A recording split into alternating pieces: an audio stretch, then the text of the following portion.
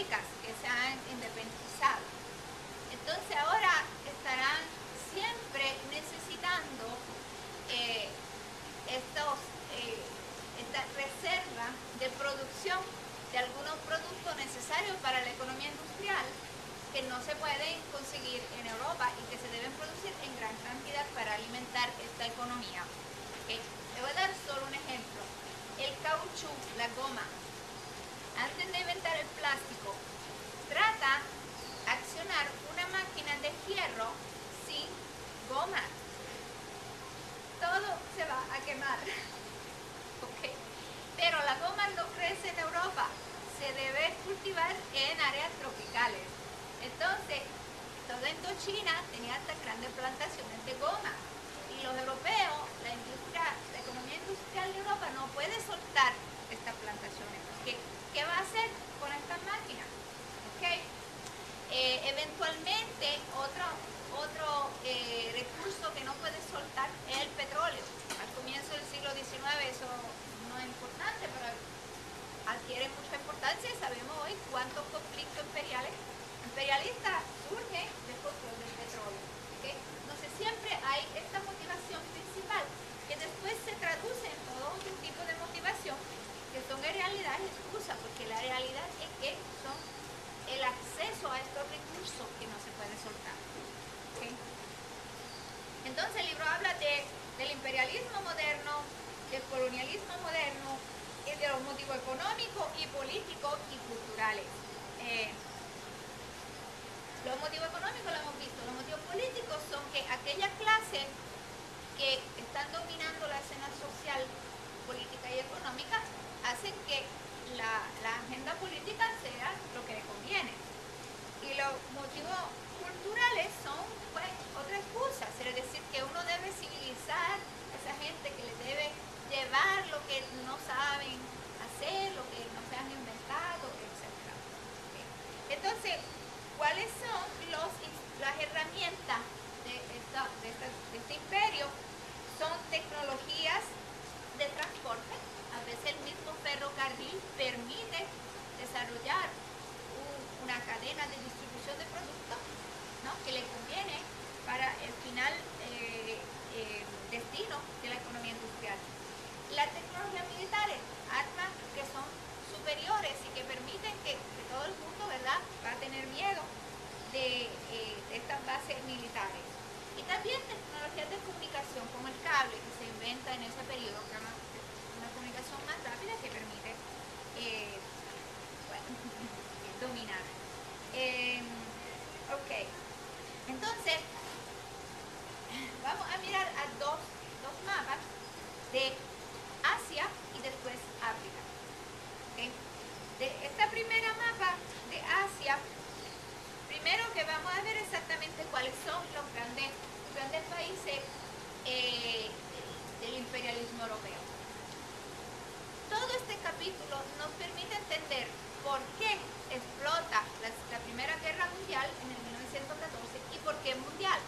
Es decir, que no es una guerra de algunos pequeños países en Europa, es una guerra de sistemas de dominio imperial que se extienden a través del planeta por ser parte de los dominios coloniales de aquellos países. ¿Okay? Así que todo el mundo se encuentra envuelto, directa o indirectamente. Entonces, los grandes países coloniales son Gran Bretaña, que como ven está dominando en India, Pakistán y Bangladesh, y en Australia, en parte del Borneo. Francia, que está dominando en Indochina, Vietnam y Laos. Japón, que ha extendido su dominio en la misma región, dominando Manchuria. Estados Unidos, que está implantando sus peones en las Filipinas. La Holanda, que por ser un país tan pequeño tiene muchas posesiones aquí en Indonesia. Y Rusia, que se ha extendido territorialmente de ser un país del centro y este europeo hasta todo el norte de Asia y Siberia.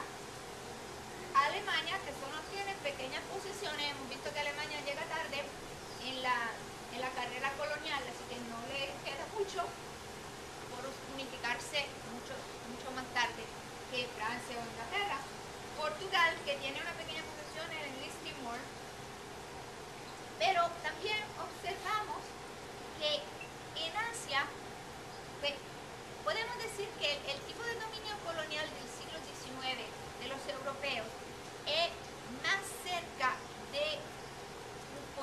del territorio, control y administración directa del territorio a través de un sistema de dominio imperial.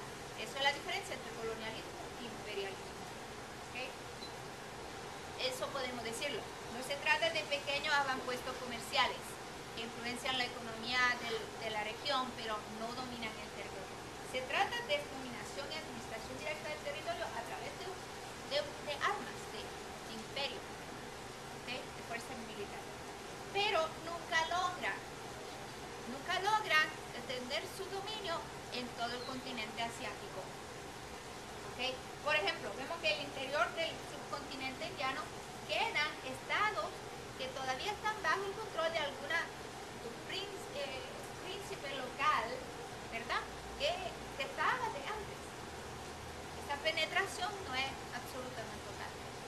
Y mucho más aún en China. ¿Okay?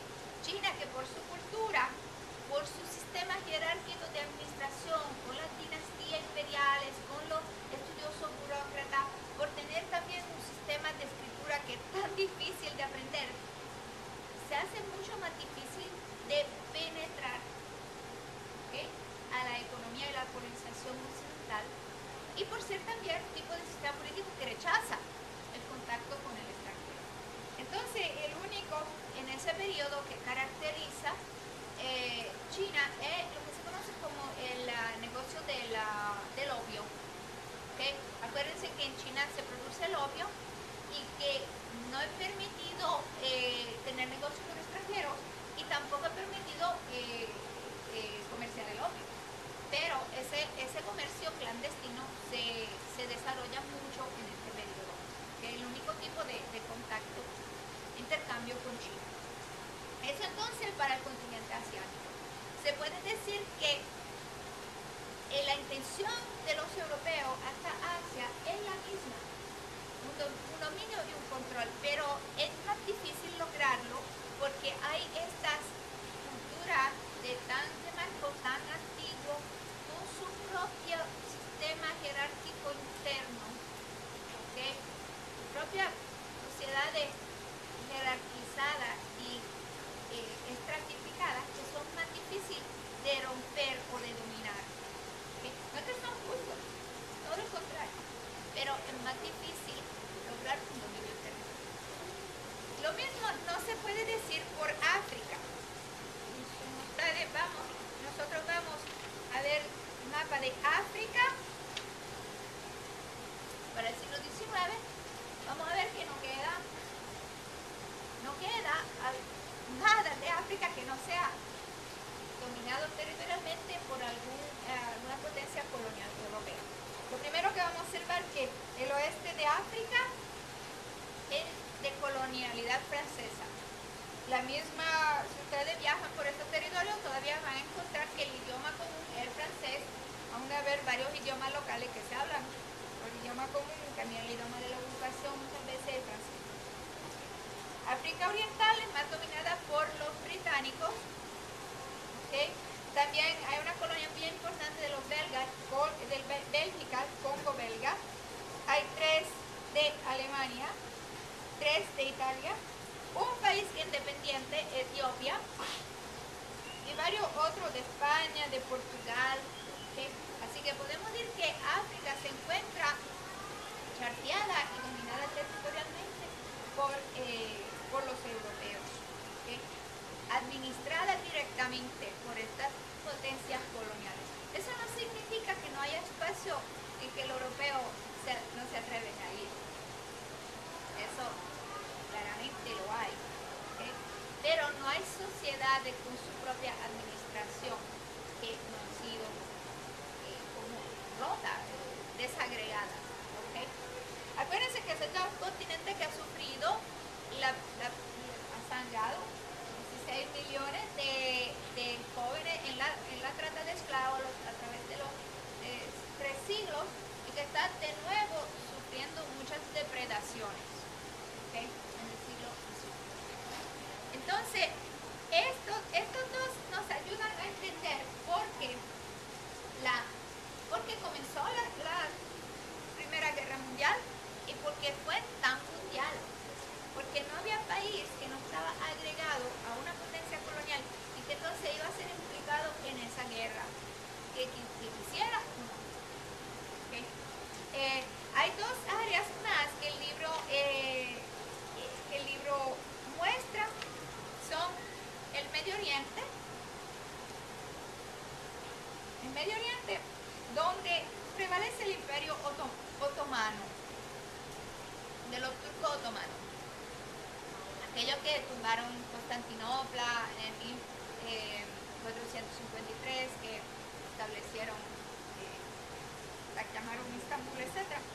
Ese imperio es de viejo estilo, es un poquito basado en los principios del Ancien Régime, ¿okay? Del absolutismo, etc. Es un imperio entonces que va declinando en su extensión territorial en ese periodo, que va perdiendo terreno, que no es un tipo de imperio relacionado con la economía industrial.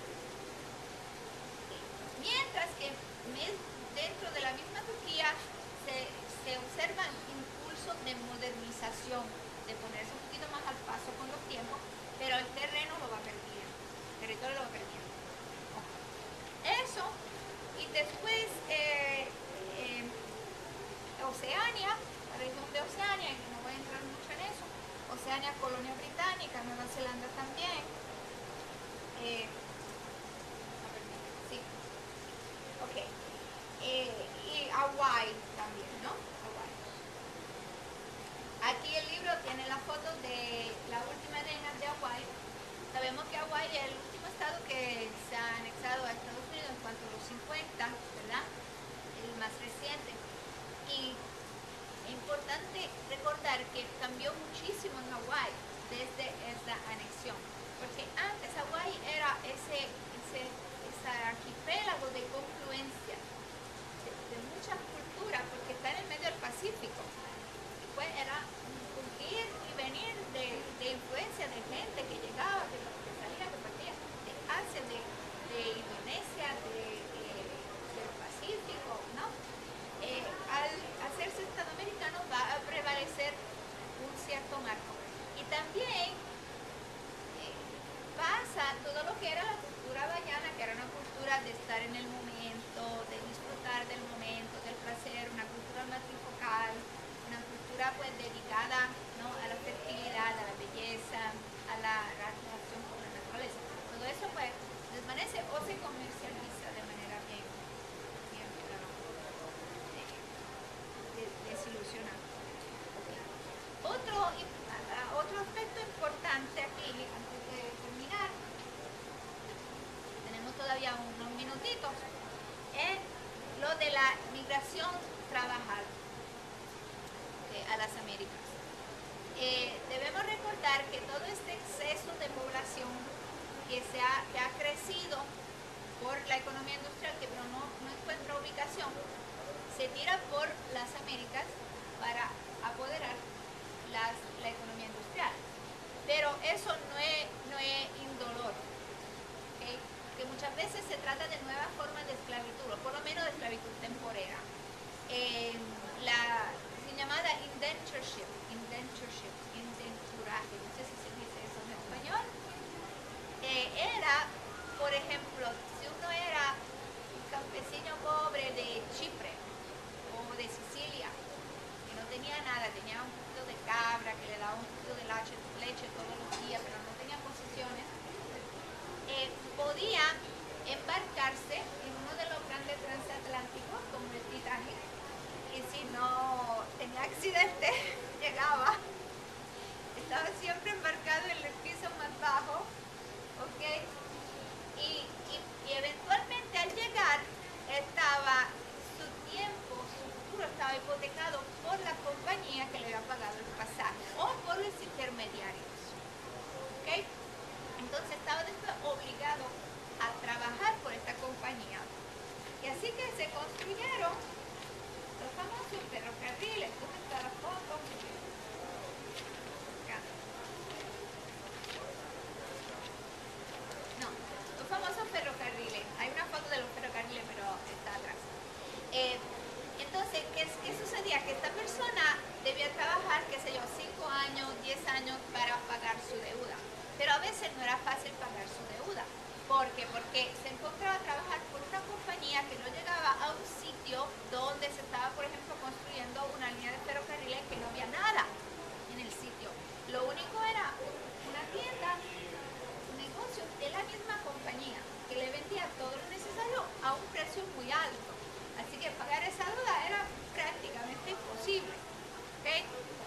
Entonces esa era nueva forma de esclavitud que se utilizaron en parte explotando el mito del destino manifiesto para que así la gente llegara y en vez de encontrar los pavimentos o los pisos de oro, tenía que hacerlo estos pisos. Creo que no había ni siquiera, no había nada. Entonces eso es un poquito otra forma de esclavitud que se da en estos tiempos de la migración.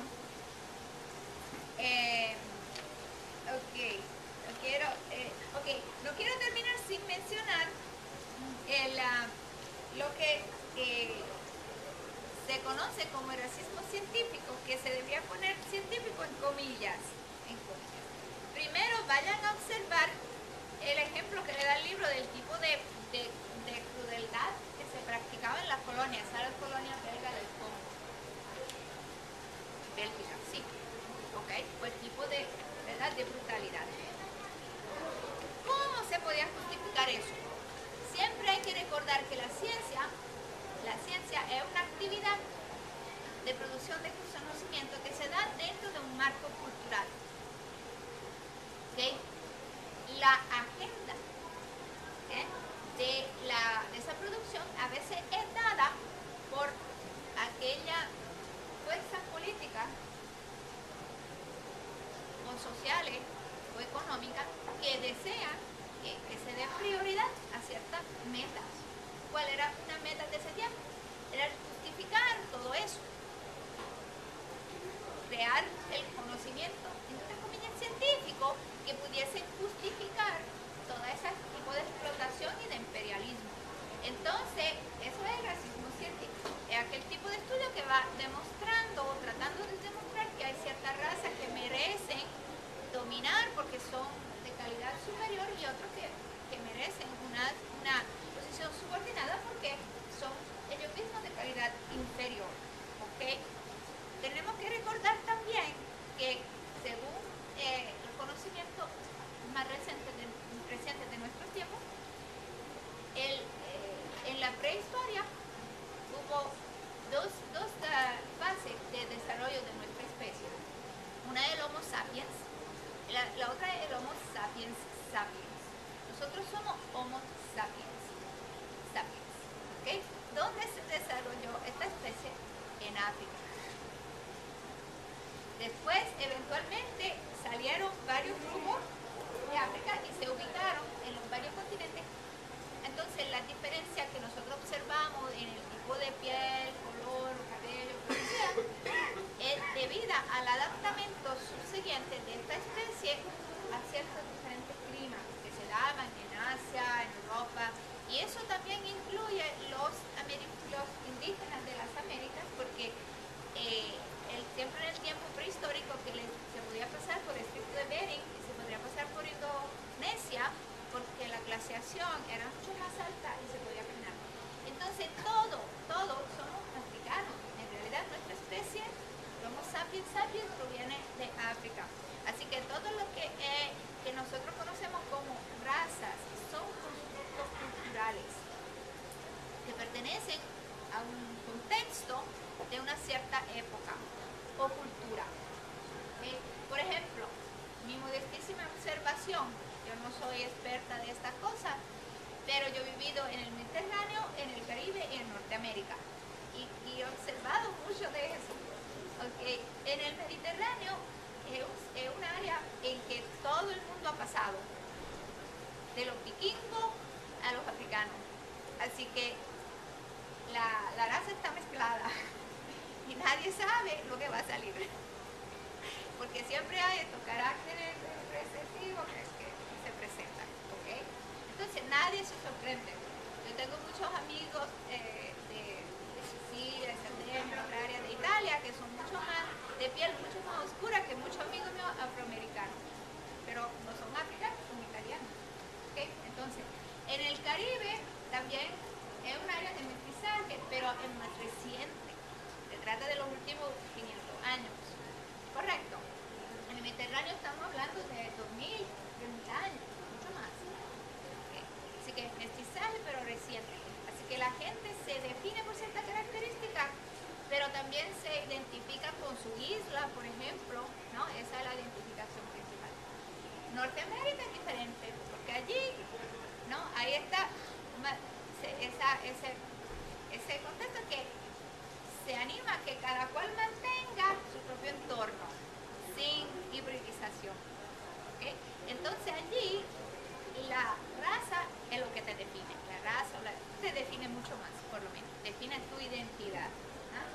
¿Okay? Entonces eso para decirle que siempre estas definiciones son culturales, ¿ah? Son un producto de la cultura, de una interpretación de ciertas diferencias. En cuanto a interpretación es cultural, no es que no hay diferencia, pero la interpretación que nosotros hacemos es cultural.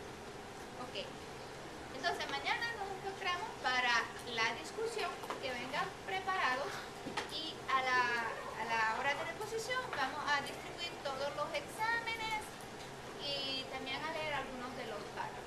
¿Okay? Y si no se unieron a la exposición, se les va a entregar el examen la semana próxima. La semana próxima hay clase regular. El puntuario está equivocado. No hay cancelado. ¿Ok? No hay cancelado nada. La próxima semana hay clase regular. Gracias. Ok. ¿Pagamos? Salió.